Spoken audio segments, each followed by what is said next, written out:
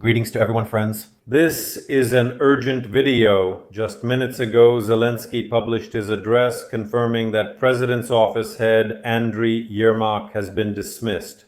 Zelensky says he wrote the resignation letter himself. We know that National Anti-Corruption Bureau of Ukraine conducted searches at his place today, and after that as well. Some media outlets wrote that National Anti-Corruption Bureau of Ukraine was preparing to serve him with a notice of suspicion, and there was absolutely no information from the president all day. There was complete silence in terms of information.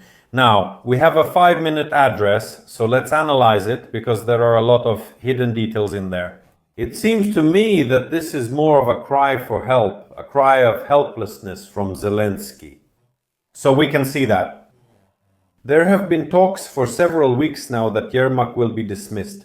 Everyone thought that Zelensky would do it when he returned from his foreign trips. But when he arrived, he met the servant of the people faction. There he said that everyone stays in their positions, we all keep working. But we see that National Anti-Corruption Bureau of Ukraine is also working and will punish everyone who is guilty. Now let's figure it out.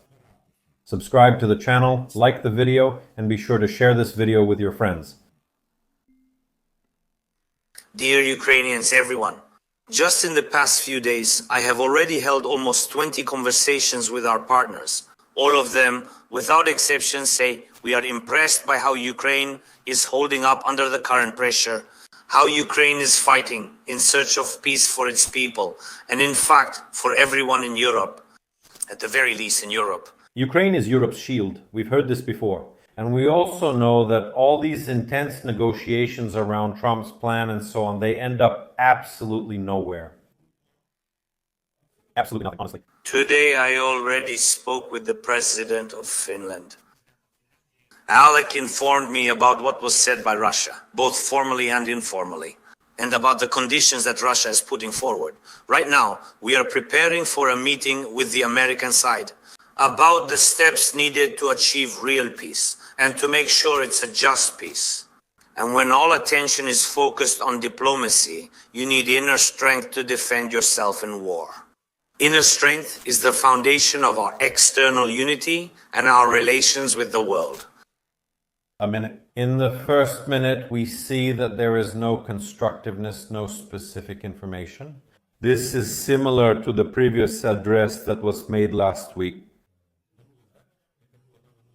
When Mindicha and Zuckerman were caught there, when information about those same Mindicha tapes just started to spread actively, and as soon as that same peace plan surfaced, which they wanted to use to drown out the news triggers in Ukraine. And to have inner strength, there should be no reason to get distracted by anything else except defending Ukraine. I want no one to have any questions for Ukraine. That's why today there are the following internal decisions. First, there will be a reboot of the office of the President of Ukraine. The head of the office, Andriy Yermak, has submitted his resignation. I am grateful to Andriy for always representing the Ukrainian position in the negotiation track exactly as it should be. It has always been a patriotic position, but I want there to be no rumors or speculation. As for the new head of the office, tomorrow I will hold consultations with those who may lead this institution. They will be soon.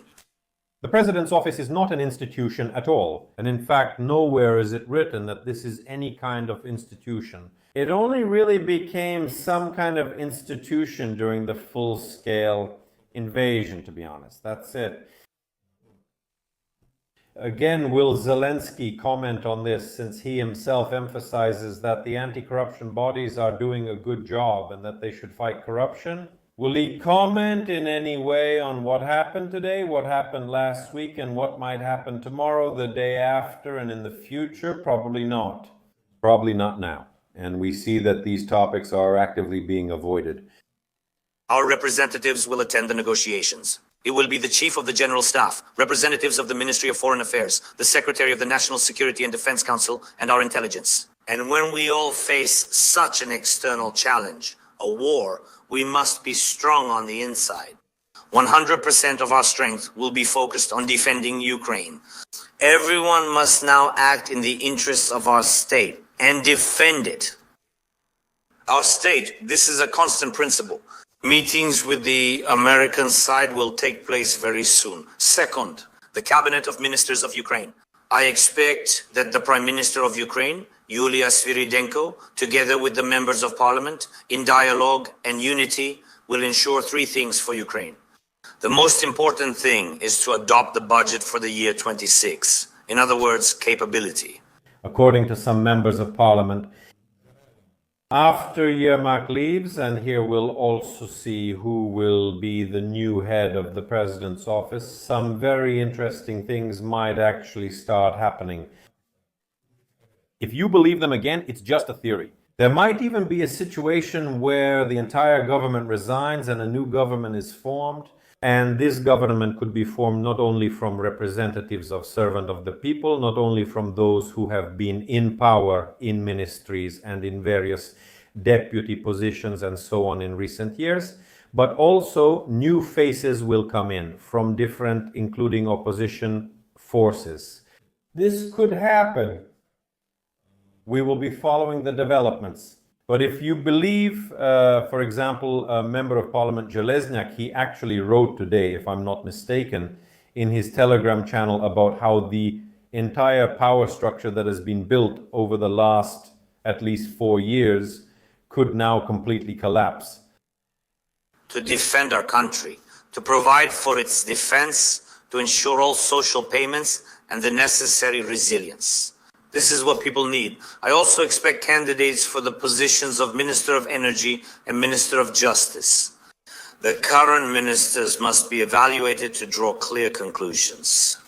Do the current officials meet the challenges, both this winter and this war? Third, I asked the Security Service of Ukraine to analyze the law enforcement system and regional situation. Reports are coming soon. I'll draw conclusions and make decisions. There's too much negativity from the regions. We agreed that the security service would provide information. Too much negativity is coming from the regions. He might be referring to the territorial recruitment centers, or maybe not. Or maybe about something else, but we'll see. But we have too much negativity coming from the regions. That's the kind of situation we're starting to see. You see how it can be, how things can turn out. And of course, the army, our warriors and heroes.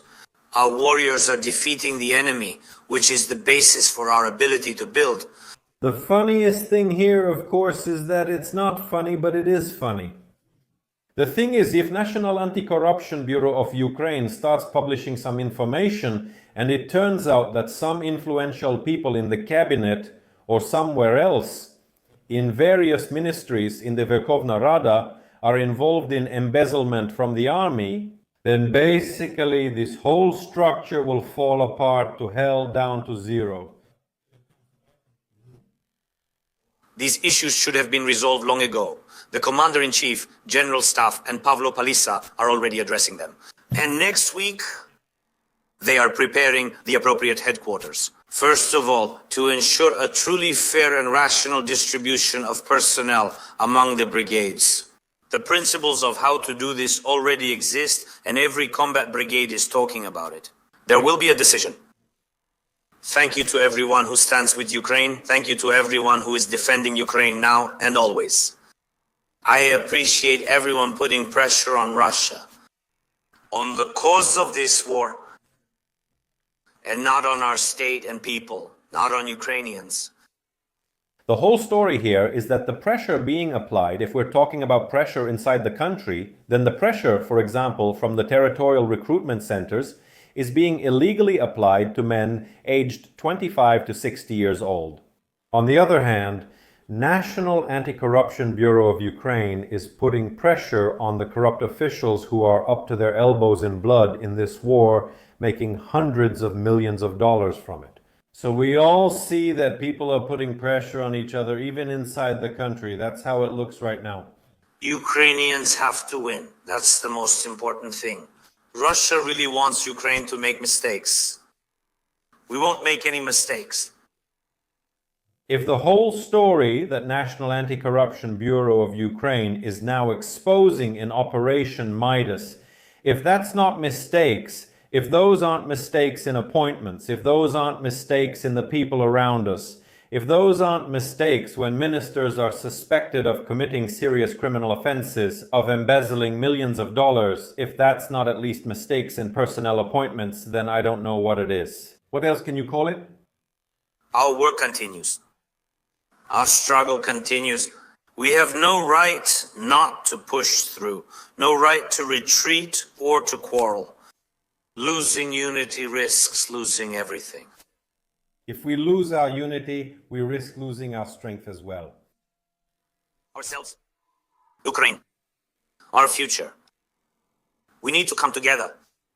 We have to hold on. We have no other choice. We won't have another Ukraine. We are defending Ukraine. Overall, we see that the main message of all 5 minutes of this meeting, yes, of this recording, is simply to announce that Yermak has submitted his resignation because he knows, and they all know very well there, that this is probably the only thing people expected today, yes, and were wondering whether he would say it or not. We see that he said it. Overall, I think it seems to me that they are all shocked there right now, including in the president's office. They don't know what to do, how to act. Will this fall apart? What else does National Anti-Corruption Bureau of Ukraine have, and on whom? Who else have they identified but haven't revealed yet? Whose place could be searched tomorrow? And overall, it looks like some kind of massive, total panic. What do you think? Share your thoughts in the comments. I look forward to reading them. Thanks, have a good evening. See you next time.